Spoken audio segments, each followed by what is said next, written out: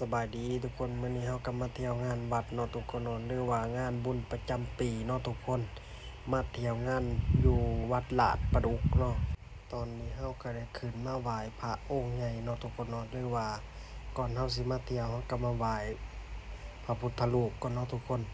ตอนนี้เฮาก็ขึ้นมาขอพรเนาะทุกคนเนาะพระองค์ใหญ่เลยทุกคนงามเลยแหละทุกคนเนาะงามแฮงอีหลีเนาะทุกคนเนาะนี่ขึ้นมาถ่ายรูปข้างบนนี่งามแฮงเลยเนาะทุกคนเพราะว่ามันได้วิวแม่ทุกคนนี่เห็นวิวข้างหลังนำแม่ทุกคนนี่คนนอนตอนนี้เพราะว่าเฮาอยู่ข้างบนเนาะทุกคนเนาะ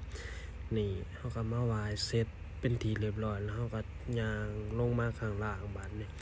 มาหาซื้อของกินนั่นแหละทุกคนเนาะแล้วก็มาย่าง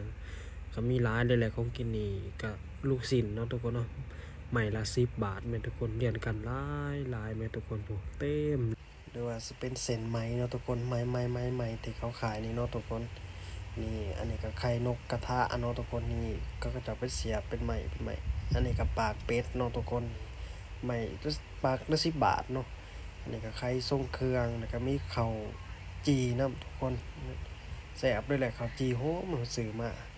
บัดนี้ครับก่อนสิกลับบ้านเฮาก็มาตบด้วยขนมจีนเนาะทุกคนเนาะนี่แซ่บเนาะแซ่บหลายนี่ขนมจีนน้ำยาป่าเนาะทุกคนเนาะ